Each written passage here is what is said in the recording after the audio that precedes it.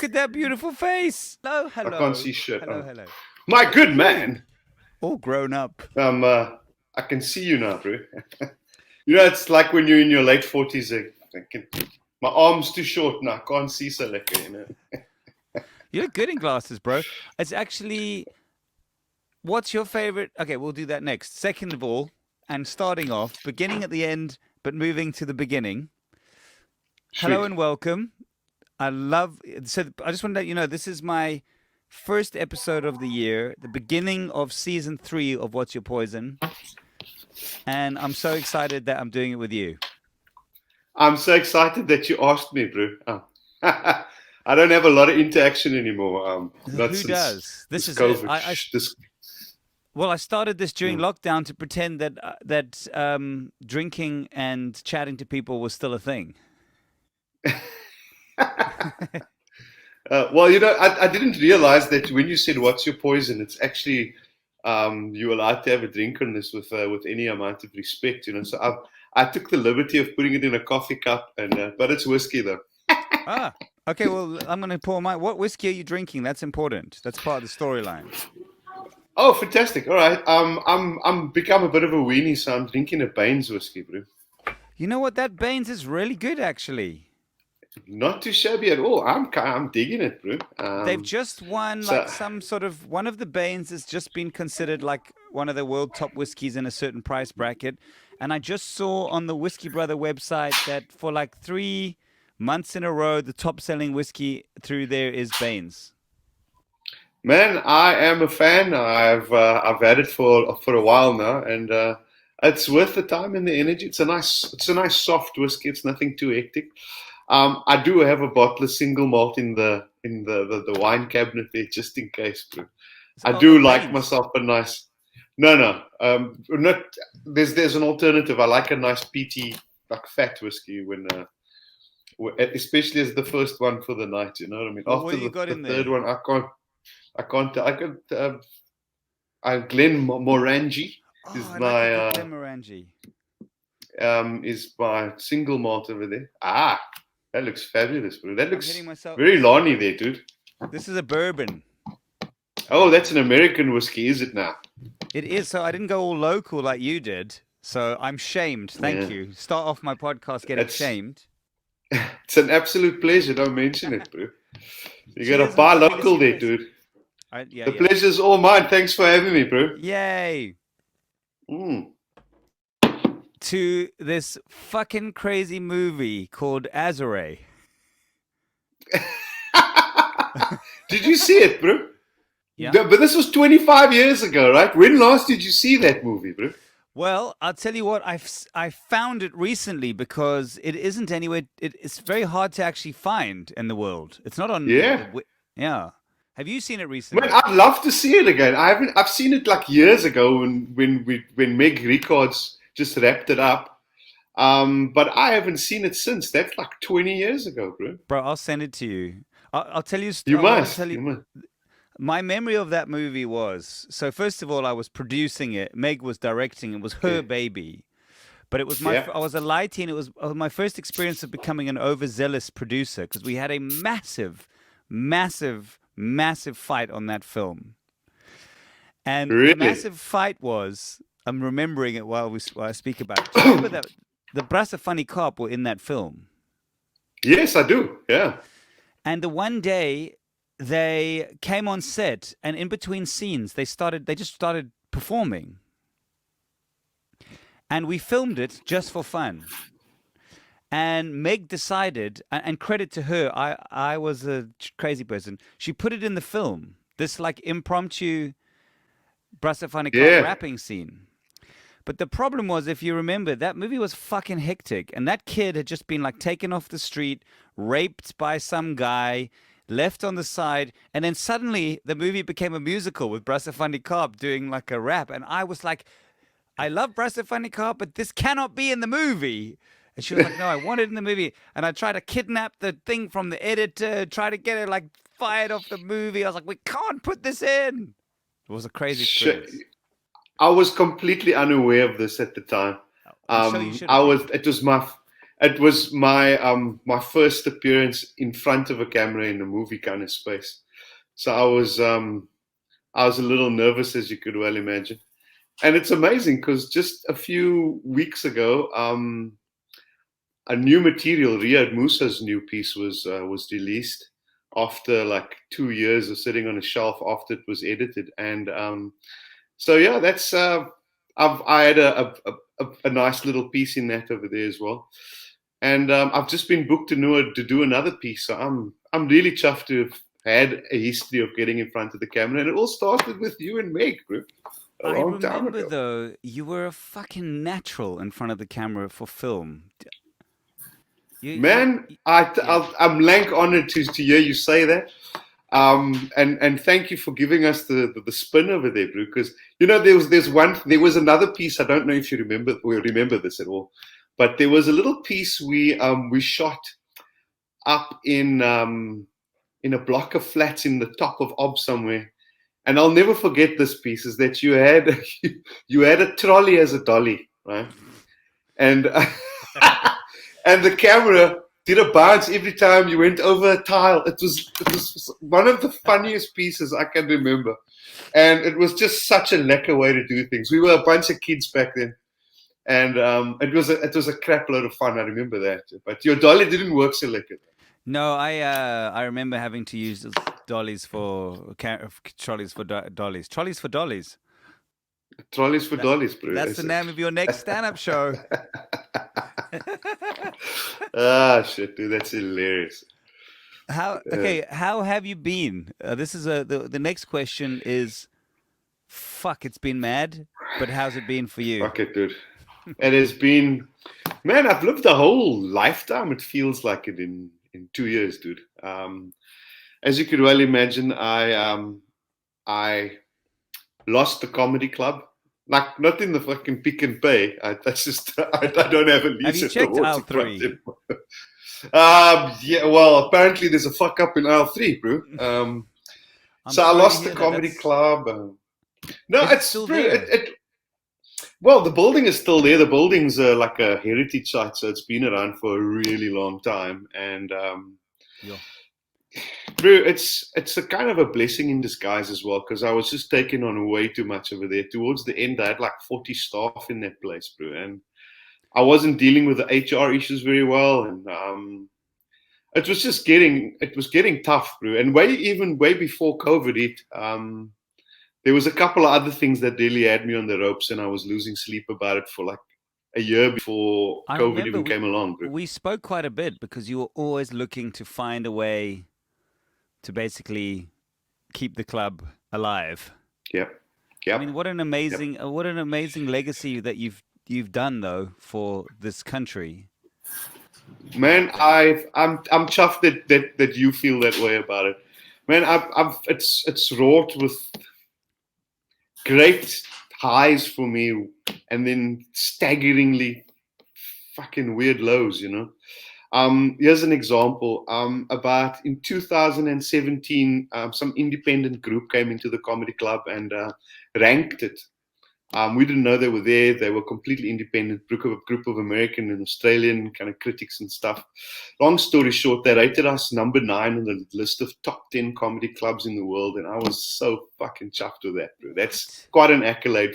That's It you, was, bro. and here's the thing is, dude, Ian Bredenkamp was my publicist at the time, and we spent a lot of time together planning ways around it and how we can get more bums and seats and better advertising, more marketing, and we try to get this recognized by Cape Town tourism, the waterfront itself, and fuck it, no one picked up on it, bro.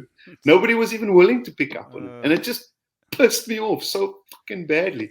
In that you get such a great accolade, and then it would have generated a lot of bums and seats had we had an opportunity to get it out the right way and do more with it. But that was not to be, my good man.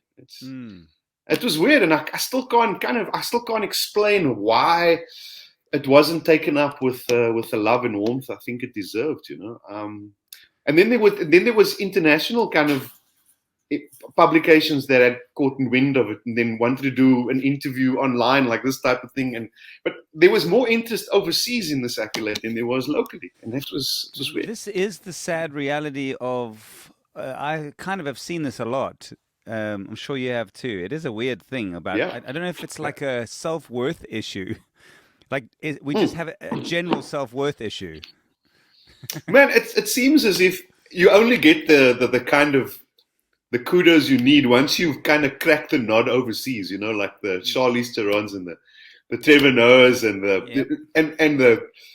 the Johnny Cleggs and the likes, once you've cracked the nod overseas and you really kind of knocking the socks off it, then South Africans are exceptionally keen to know you, and politicians are wanting to take ownership and responsibility for your star rise and all of that it's not bullshit. A lie, but you know how it is, bro. I remember very clearly in the cassette days. This was so clear that we were an emerging band, like just coming up, and we were very ambitious. So we decided to do this tour to the UK, and literally we paid for ourselves to get there. Played the shittest pubs to 2 people, did like 4 gigs around just to figure out the scene. Came back to South Africa as heroes, charting on 5, doing interviews everywhere, and we were like this, like we were loved because of this world tour we'd just done. But if anything else, Mr. Savage, I've been a big fan of yours. You know how to spin shit, dude. You just shake it loose. You go out there, all guns blazing, fuck it up. You run in there, and you go, ta-da! Check what I did there, bro. And then you catch a hook, bro. I love that about you. I always did. And I think it's fantastic. Bro. Really, it is. Tell me about the start of the comedy club. How did you get that fucker up and running? Man, it was a progressive thing. It kind of it took off in stages over a period of about 10 years, It started off with the Cape Town Festival. They needed to showcase some South African stand-up at the Cape Town Festival, and they approached me to produce something. And it only ran for about 10 days during the Cape Town Festival. And then I came back and did it a couple of years on the trot because it was quite successful. It ran at Mannenberg's in the Waterfront. Cool. Excuse me. At old, what's his name? Clarence Ford's place. And it did very, very well there. And then somewhere along the line, we figured that it needed a little more of a footprint in Cape Town on a permanent or semi-permanent basis. And I found this fucking killer room in Albert Road in Woodstock called, what was it called? It was owned by some French guy, but it was this very eccentric little dinner theater type of space. And I went, fuck it, we got to do something here. And we started running Thursday nights there. Man, like it was a tick them next door type of deal, but we managed to get all the southern suburbs whiteys in there. They loved it. Bro. Hey, they like man, listen, you don't admit to liking tick, no matter where you're from. But let's just say they loved the space, and Cape Town's always had an underground space that was good and groovy, and people loved it. And then, but at some stage, my sister was running the door at the time, and I was like, oh, this is a fuck up. It's just a question of time. It's not even an if, it's a when somebody comes in there with a fucking gun and go, shit, bro. Yeah. So we started to look out for another place already. And then we found the River Club, and that was running for about 4 years on a Thursday night there, and also just rocked. Eventually it was, we got in like 500-600 people in a 120-seater, also sitting outside and watching it on screens, bro, and still paying cover charge to do that. And it was clear that we needed a bigger, more kind of mainstream stand-up space. And then I kind of asked the River Club if we could get a Friday or Saturday, potentially both. And they were like, nah, we've got regulars. We can't just... talking about this fucking 4 Oaks at the bar. I'll comp them every week, bro. Just give me the space. Eventually, they were like, nah, I can't do it, eh? And then I walked past the old pump house in the Waterfront one afternoon. I remember when it was the pump house, yeah. Yeah, I walked past there. And I remember it too. It was one of my first pizza places that had that big... fucking dent in the floor where we put the band in there. You remember that? Mm-hmm. Anyway, so I walked past there and I just went, that's a great room. I popped my head in. They used it at the time to store the old parking meters that were kind of fucking broken and stuff. And I popped my head in there, and I was like, wow, this is one hell of a room, you know? And then I started knocking on some doors at the waterfront, and I think the first 3 times I approached them, they were like, "Breathe, just go away, okay? Just please go away." And eventually, I think they agreed to a meeting just to shut me up, you know. That's the only way. And then I pitched the idea to them, and they were like, "Actually, you might have something there." And after a lot of begging and borrowing and selling muscle cars, but I sold 2 of my babies, dude, to start that club, dude. I want to talk about your Man, cars you know, in a minute, but man, I sold 2. Yeah. how many did you start off with? How many of 2 of what? 2 of 3. 2 of 3. See, that's some context. If it was 2 out of 20, I would have felt no sympathy. Yeah. No. 2 out of 3. Wow. It was a 57 Chevy Ballet Wow. that was it was restored to the 9th, bro. And then I had this Chevy Camaro from 1969, bro, that I had pampered the shit out of for years, dude. It was like in a dehumidified garage. It never ever got washed. I just wiped it down, bro. And I sold 2 of those to kind of fund getting the comedy club off the ground. My missus put in a shitload of cash as well. And, Can I just ask you, sidebar, what do you sell one of those collectible cars for?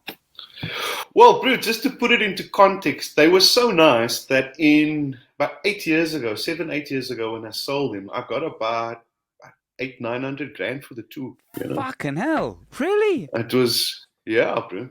That's I mean, they're worth twice that now, bro. Oh. Yeah.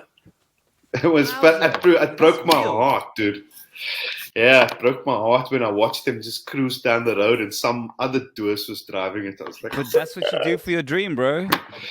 man, you know, most people will tell you, yeah, what you don't know from sacrifices. I sold 2 of my kids, dude, to start that club.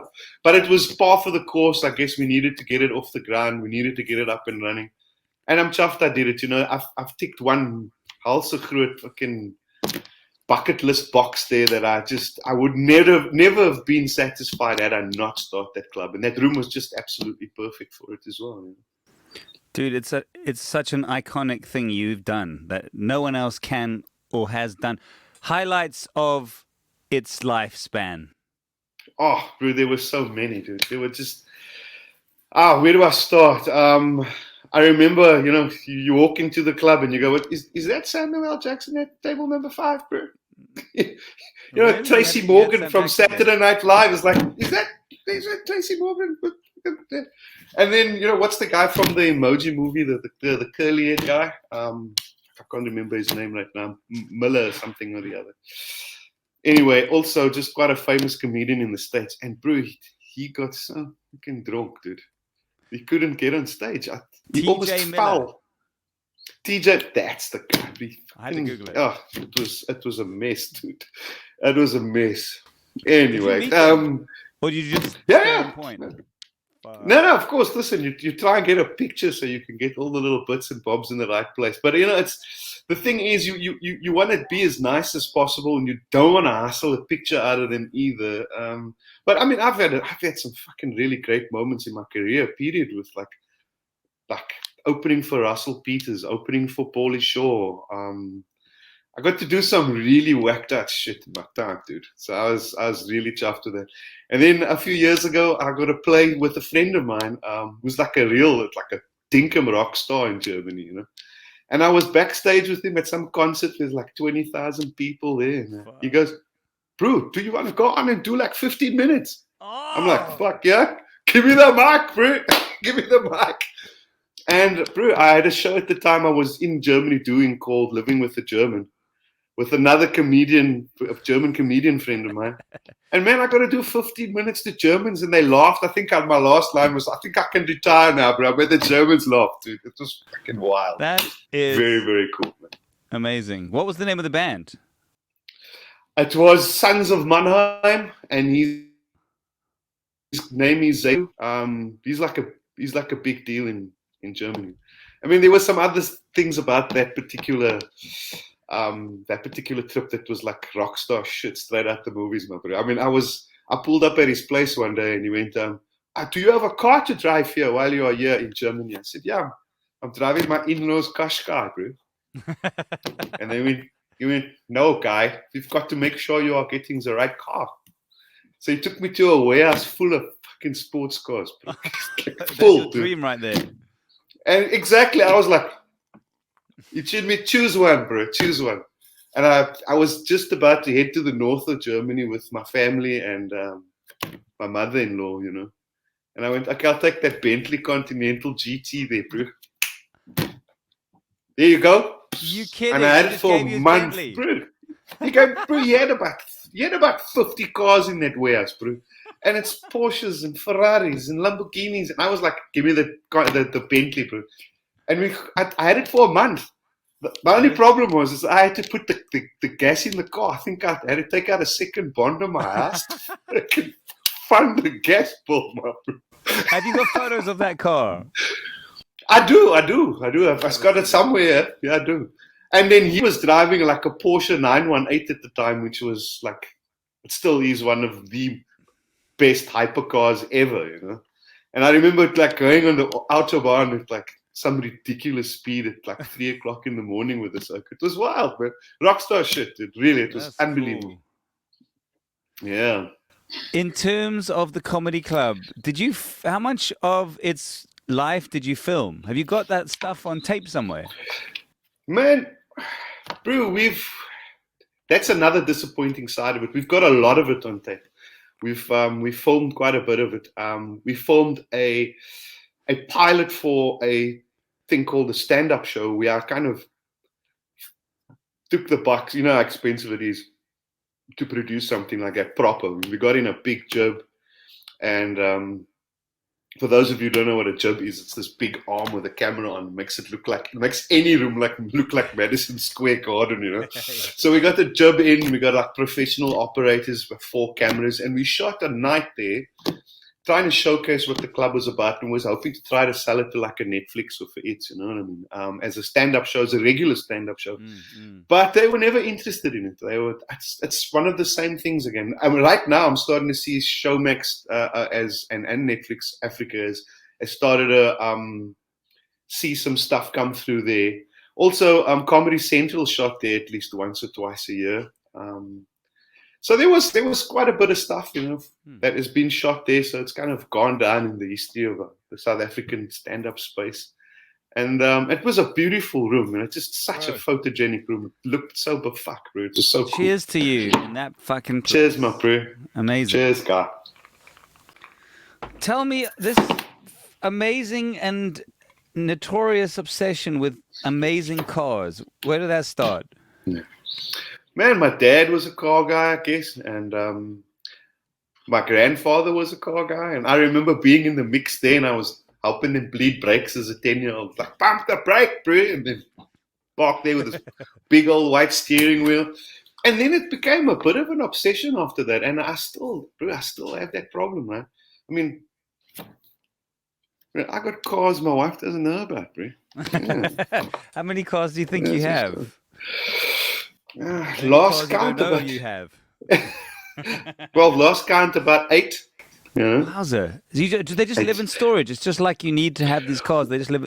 Well, in all honesty, some of them are complete cars and they're great and they're just about done and all of that. And there's some that are just a bunch of parts that should make up a Trans Am somewhere. You know. Are you someone who physically can fix a car? You go in there with a screwdriver and a hammer, or you paint, or is it you got a team of people? For the record, you never ever go in there with a hammer, ever. Okay. Well, it just shows how much you see what I do.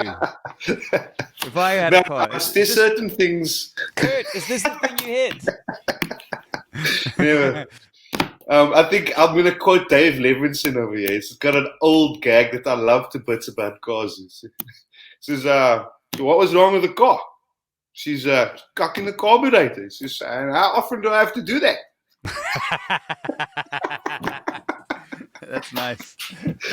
No, bro, it's I tickle the little bits here and there, and I don't mind getting involved in the engine side of things. But there's a couple of things I'll never touch. I'll never touch the electrics.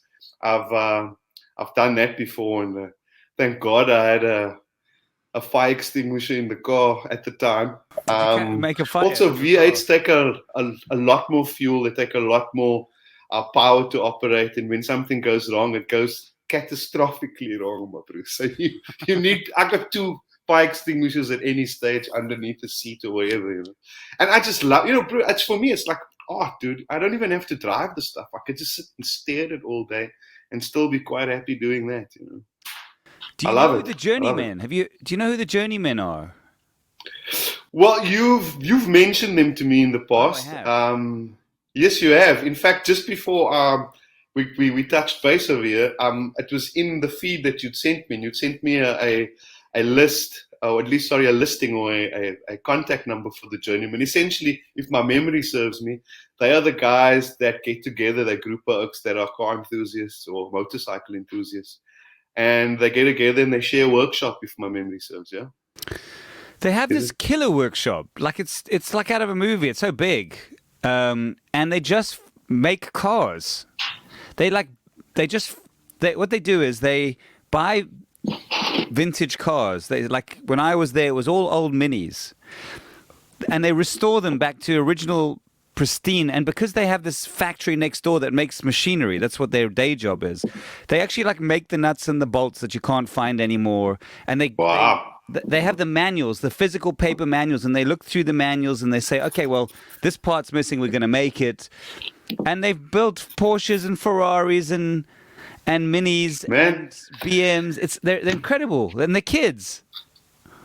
Man, let me give you a little bit of context to why this is such a pertinent part of this conversation. Really, is that I shot a pilot to a show called Kurt Loves Cars. I'd like to share that with you at some stage in the near future. And man, Catchy name. it's what it is though. Is it's all the little tricks and bobs and cuck I've learned from going nowhere slowly. The thing that made it Right. special, including the South African music, bro. And I've kind of included it into the formula for Kurt Loves Cars because I just wanted to relive some of those pieces again. And excuse me. And the car subject is something that's exceptionally close to my vibe. And I've met literally thousands of South Africans that are exceptionally passionate about the restoration of vintage or classic rare cars. And you'll be shocked to know how many of them are just under your nose here. And I'm not talking about 1 or 2. I'm talking about a guy in Langebaan, for example, that's got 46 of them in his garage, bro. And then there's another guy and another guy and another guy. And somebody's got to showcase this with that same gusto we did going nowhere slowly without a script and just wing it, get to meet these people and showcase it, or kind of frame it with great South African music across the board, from hip hop to kwaito to jazz to soft rock and everything in between, bro. And that's what I'm spending all of my time and energy on right now. Is trying to get a sponsor, or let me tell you, that's such an old way to put it, a partner that can see the value Yeah. in something like that, bro. And yeah, with any luck, we'll get it off the ground. Because, going nowhere slowly even. It sat on a shelf for 3 years. Nobody wanted it there. Nobody wanted it. They thought it I'm would just intimately won't connected work. to that show now. I don't know if you know, like my producer, Carl, was on that show Yeah. with you for all those. Oh, of course. That's I what know Kai's Carl. Yeah. teeth. Yeah. Yeah. He Carl cut and I his are teeth. best I was mates. there when he cut his teeth, bro. You saw his teeth getting cut.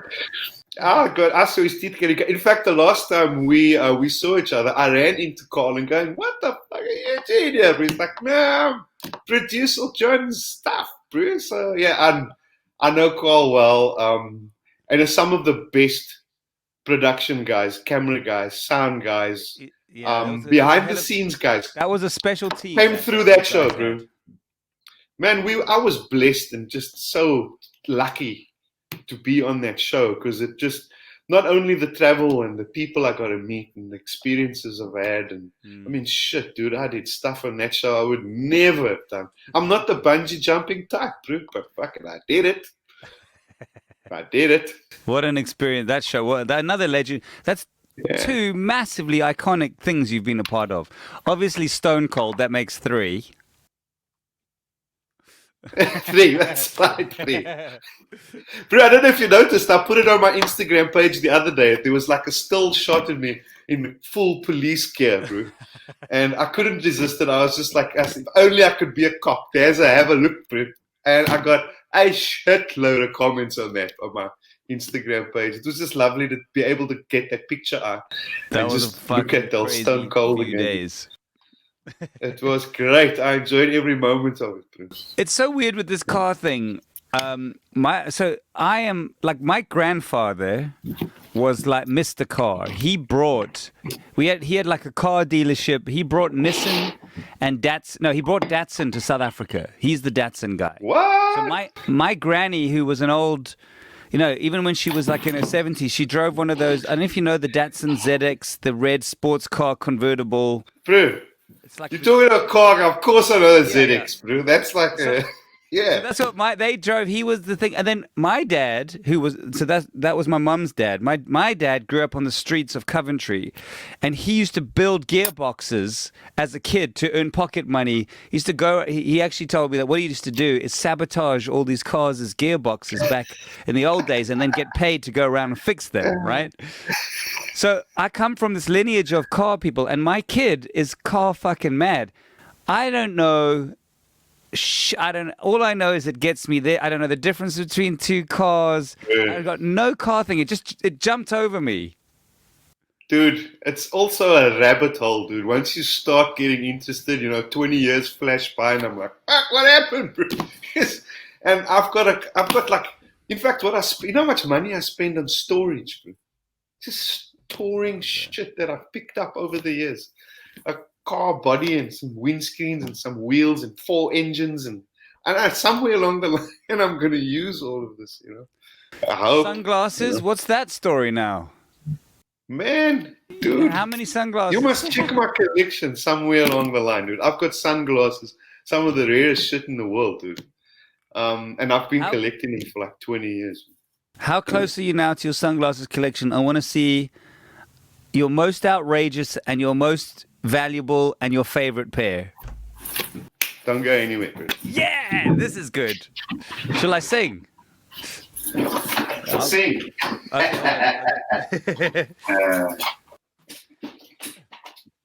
All right.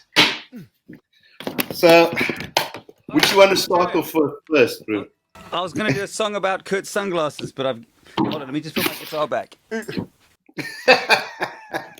But you didn't realize that I was that close to it. I'm literally just right next to it. So that was very fast.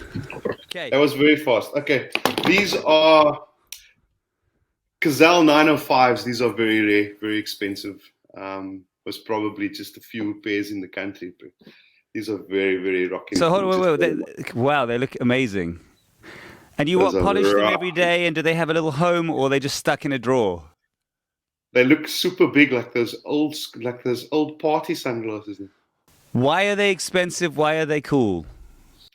These were made in West Germany before the wall came down, for example. And these were exceptionally rare back then, and they're exceptionally rare now, and they're worth an absolute fortune. I mean, when I say a fortune, I mean about 12 grand, give and take a bit. Are those an original pair? They're not a copy or a new version? No, these are not reproductions. Those are original.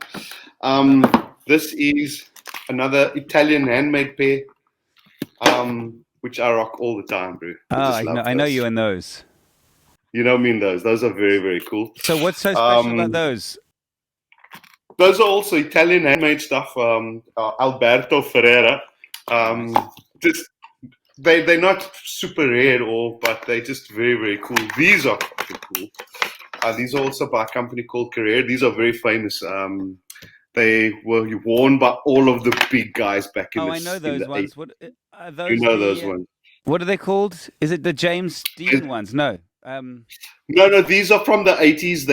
They're called Carreras. What's cool about them is you pop that out over there, and you can change the lenses, and they come in like 3 different sets, from clear ones to dark ones. And I used to wear them on Going Nowhere Slowly. I've got them for a really long time already. Cool. And my most outrageous pairs also by a company called Cazal. These were famously worn by a couple of jazz musos. Grace Jones had a pair. Wow. Okay, no, I love those on you. Those are whacked up, my bro. Just check the arms on those over there. It's so well made. It's unbelievable. Also, same West German company called Cazal, and they're slightly off as well. They're not completely On symmetrical. purpose. On purpose, bro. Oh, that's cool. And then my most valuable pair is by the company Boeing. You know Boeing, the aircraft company. They co-produce a pair of sunglasses every year with Carrera, and the result is that from the late 70s, early 80s, wow. it is very, very cool. The detailing on that is unfreaking believable, bro.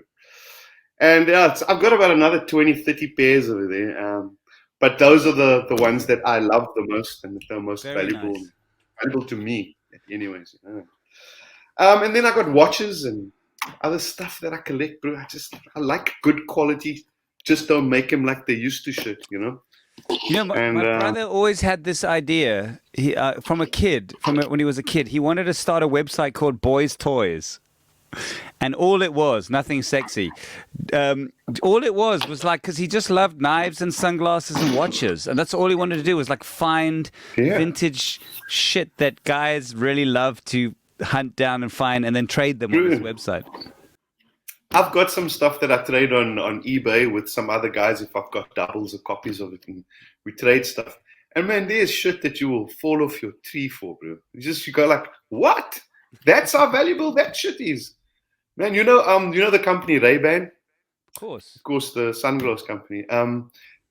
They sold off the brand to the big brand called Luxottica in the early 90s, like Luxottica, 91, somewhere right. around there.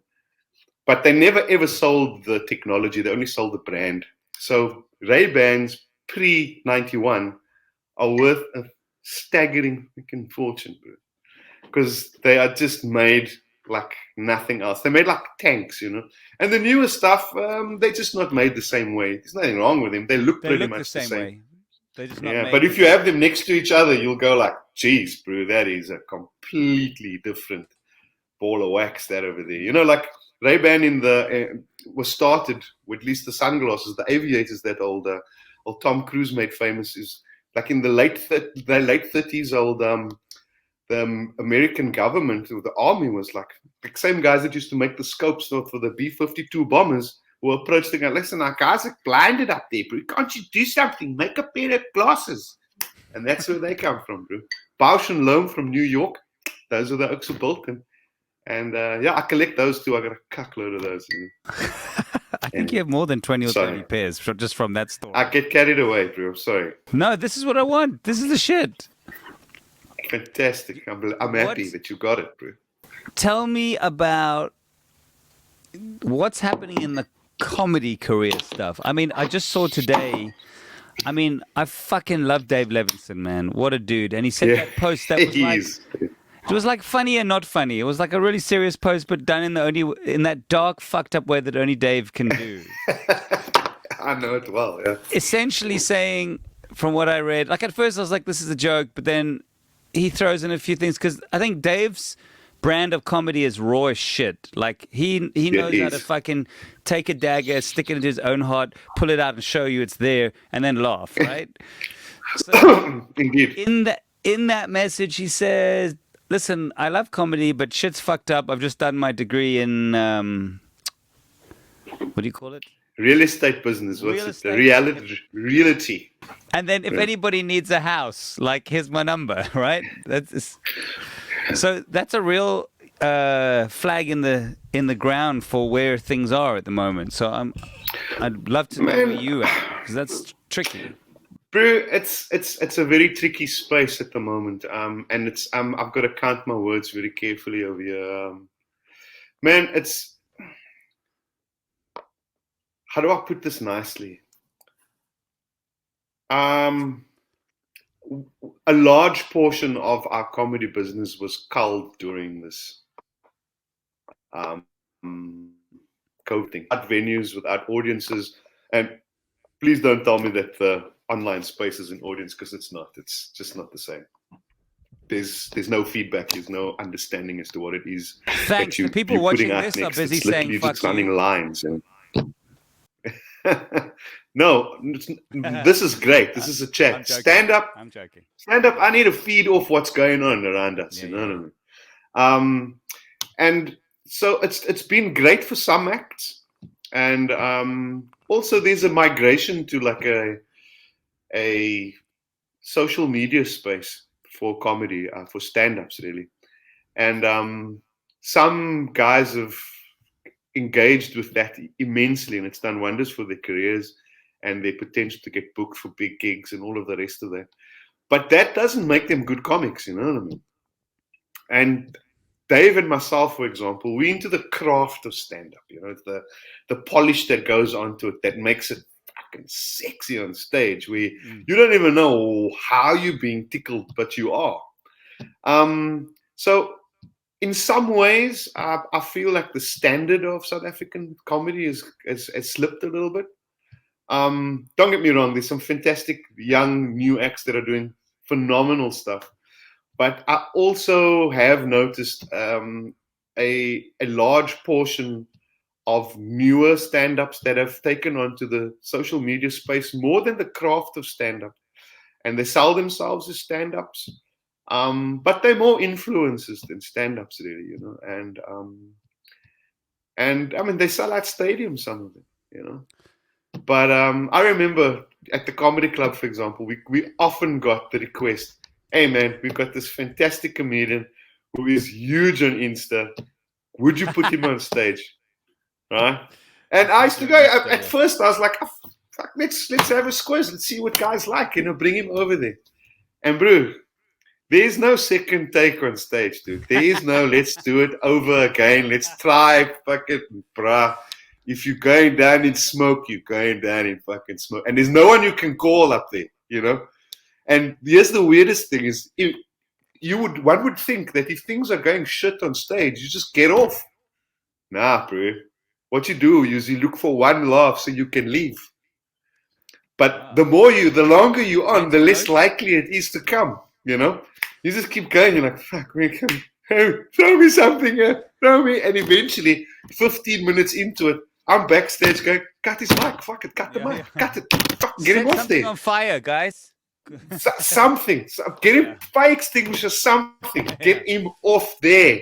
Because, you know, whoever is hosting that, whoever's got a headline that, has got to go back out there and get them back.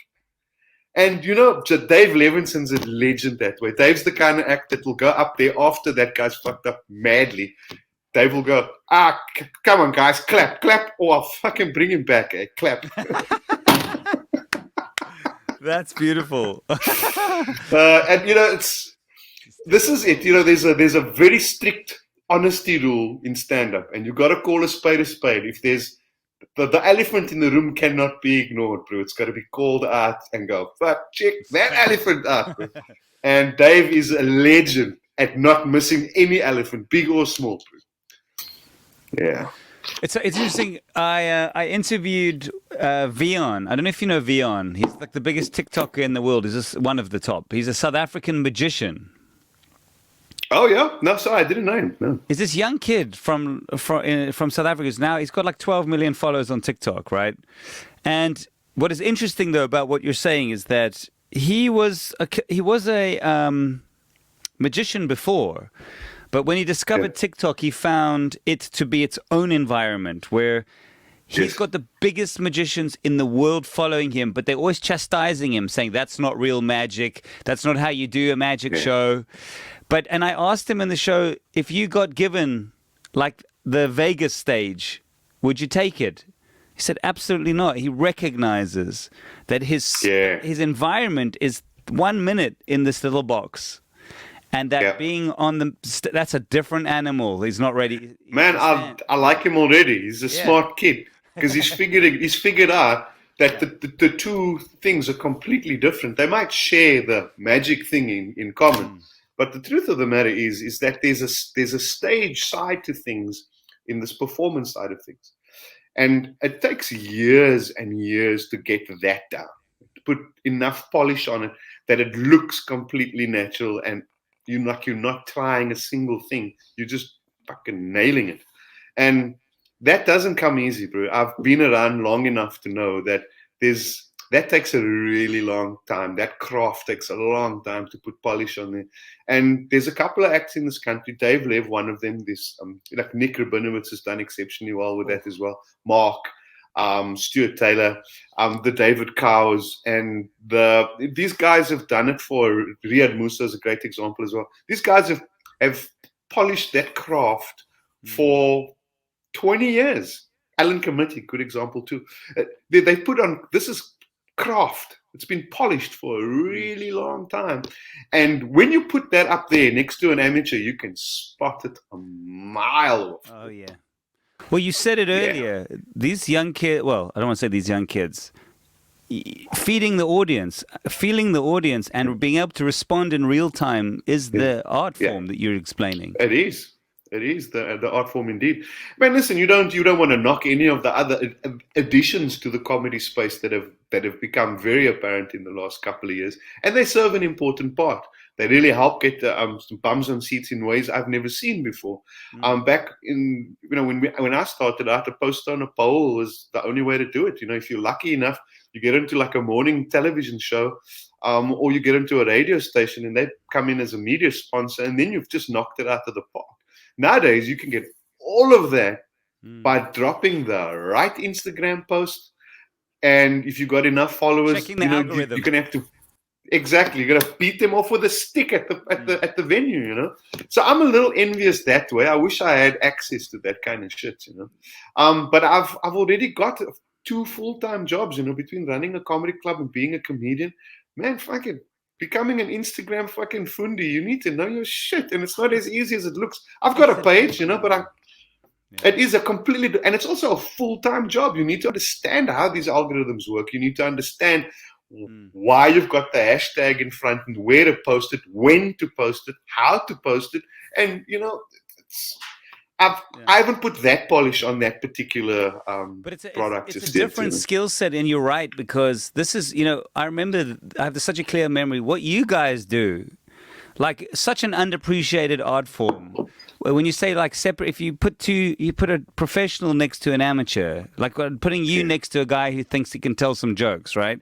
Because so much time has gone into craft. I went to school with Alan Committee, and at school.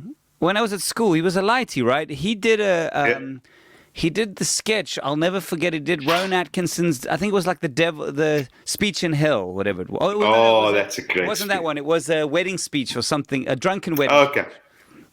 Yeah. And I always looked at that and thought that is fucking hilarious. I want to do that.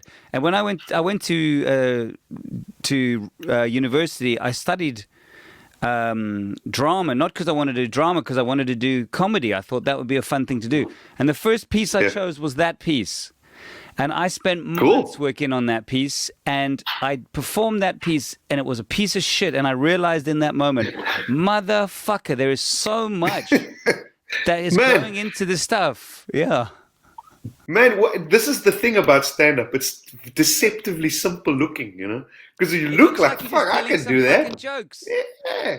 But what you don't realize is now, I teach kids this all the time. I teach young comedians the basics of stand-up, and it's layered, man. There's about 20 layers in there, and the one is the way you use the craft. Yes, that's the word. Indeed. Yeah. Just how you use the microphone, close up, control the volume. When you never scream into the microphone, you always drop the mic far away from you when you scream. The way you use the stage, that pregnant pauses, using them at just the right moment, just before you drop a punchline, those small little things like that. And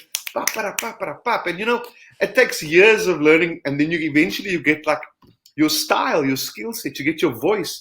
Because that only happened 10 years after I started, bro. I was just trying to survive it for the first 10 years. You just go up there, you do your set, and you can run off. 10 years into it, I was like, oh, hold on a minute. I don't know what I'm going to say next, but let's go with it. Let's go with that. What's your name in the front row? Yeah, we'll fuck around with that a little bit. Well, and then a piece of comedy comes from that becomes part of your set, So it's crazy, dude. The art of improv is a fucking mystery. How you learn to improvise or how you get comfortable in the uncomfortable. True. Man, it is just that. It's that, like Dave Levinson's, and in my opinion, he's the guy for that kind of shit. You know, when he's on stage, you'll watch all the comedians are watching, bro. They're all of them like, oh, okay. What is he doing? How is he doing that? Because he never seems to be using the same material over and over. A lot of us recycle pieces of material and say, Dave will talk about what's going on to fucking Dave, bro. What happened in the parking lot, and there's a confidence of not caring about failure, for example, that intrigues me. Because I've got to go and write this stuff and put some polish on it at home before I try it out on stage. There's certain pieces of it that are improvised, and it's like a waitress dropping a glass in the background type of deal, you know. But Dave would go up there without stringing one fucking net, and he'll just do it. And I can't do that, I can't do that. Exactly, he's jamming, bro. But with the English language, you know. And I'm in awe of that. I watched that. I'm like, how the fuck is he doing that? And then I turn to the rest of the guys. They're all watching, and I'm like, we fucking gotta kill him. We gotta just kill him. Just sort him out. He's making us all look cocky, you know what I mean? Oh man, I shot a pilot with him called the Davey Wavy Show. I don't know where it is. I'd love to find that. It was crazy. I think we did that like 20, 30 years, 25 years ago. Dude, Dave did something at the Armchair Theatre when we started off that was legendary, called Agony Bomb and Dave. Have you heard of this? That sounds familiar. Remind me. Let me remind you. You came out there with a cow kind of waistcoat, man. It was like one of those, you unstem it, but with a cow theme. Right? Picture the scene. Note for note, but with a bucket of beers. And then you'd ask the audience for cuck that's going on in their lives. Like, you know, your missus is pumping the neighbor, your house parking in your spot every day. And he'll give you a beer if you've got a solid problem. And then you'll break it down and discuss it in front of everybody. Right? And you'll be fucking hilarious, dude. And I was always just wondering, how the is he doing that? Because there's absolutely no way you could prepare for that. Absolutely no way. Whatever was going on there was completely just what was going on there, you know? And he'd find a way to extract the maximum amount of funny from it. And I was just blown away by that. And I've been trying to get him to shoot that again. Put that on camera, It seems like now is the perfect time. Like, that seems to be a sketch of the moment. That could work. Well, you know, I'm telling you, better than ever. Dude, that oak's got a rare talent where you can just wing the shit out of it, and it will just land in the right. Listen, he's not going to land every single time, and you know you got to cut it here and you got to cut it there a little bit. But I'll tell you what, there's going to be gems there, dude, like you won't believe. I promise you. I just don't have the resources right now to do it, but you should do it, John. Shoot Agony Bomb and Dave. Make it happen. It'll be worth your while, dude. I'm on it. Okay, two questions, and then I'll let you go. Number one. Shoot, my friend. Teach me something about doing stand-up comedy. Something real. Something real. Be honest. Be honest. Always. You can't beat honesty. Honesty is the truth is the funniest shit, my bro. People always want to tell stories about, you know, I once met a guy that... No, fuck it, bro. Tell them what you're thinking right now. It's like, I am lank afraid of the dark. It scares the shit out of me. I don't know why. It can't explain it. But that's a great way to start the set, bro. Be vulnerable. Be honest. Call it straight, you know. The best material will come from that shit because they would relate to it. When I say they, the audience will. And you can tell the truth about it. It makes it a hell of a lot easier to approach, you know, instead of telling a story about something you heard somewhere along the line, because then it's a joke then, you know. And listen, I'm not saying there isn't funny material there, but I always say, go in there honest, go in there vulnerable, take the piss out of yourself, and then it's easy to do everyone else after that, you know. Do you remember when and how you had to learn that lesson? Or was that just an act? Man, I still learn that lesson all the time, you know. And there are times when, you know, you step up on the stage and you just step up with the wrong foot, bro, and you fuck it up.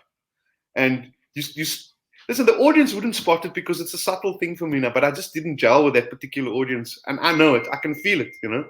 I mean, they laughed at all the funny gags and so on, but I didn't nail it. I can feel it, you know.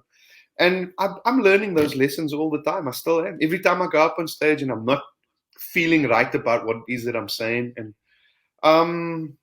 but it's a constant learning curve. It's like golf, bro. You're playing yourself. You never really get to fucking master the sport, no matter who you are, dude. Tiger Woods or not, you make such amateur fucking mistakes sometimes. You know, how the fuck did I do that?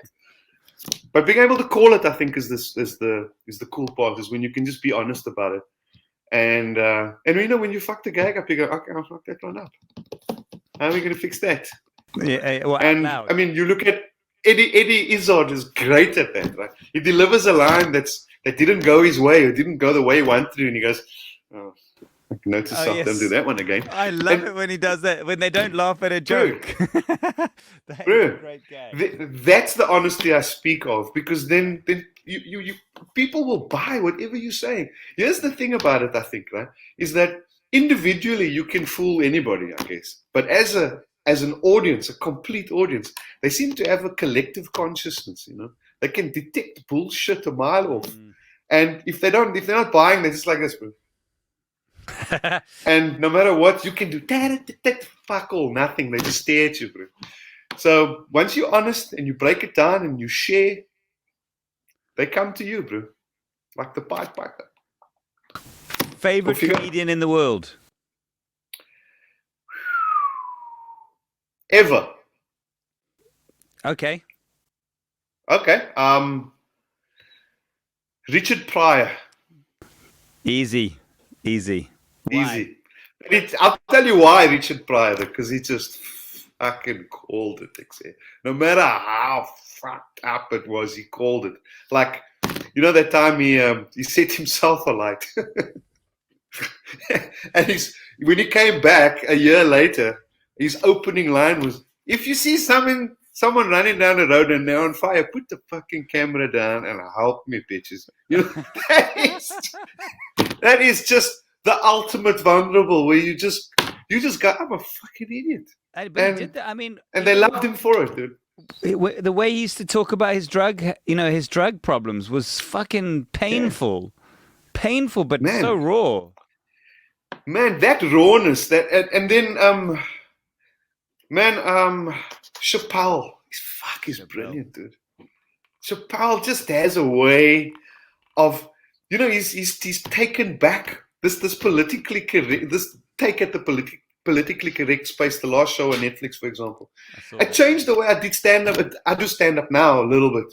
It's enough for me to go, man, that's what I want to do. I want to do more of that shit. I want to, instead of pandering to what they're expecting to hear, where you actually change their shit, you know, where, and you know, it's risky because, firstly, Chappelle, for example, culture can kill you. Oh, woke will fuck you up, my friend. Yeah. Yeah, woke will fuck you up. Man. Lit and woke. That's it. A toe tag shit, that, my bro. You know? Yeah. Favorite band or musician of all time? Oh, of all time. Bro, that's a really tough one. I've got a vinyl collection of notes here as well, so I really love.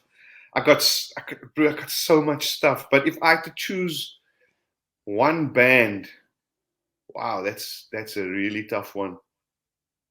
Man, you know who Curtis Blow is? Of course. I love Curtis Blow, bro. Cool. Fucking love it. I play that all the time, dude. I play that all the time. I like Hall and Oates as well. I play that all the time too. Completely underrated 80s band.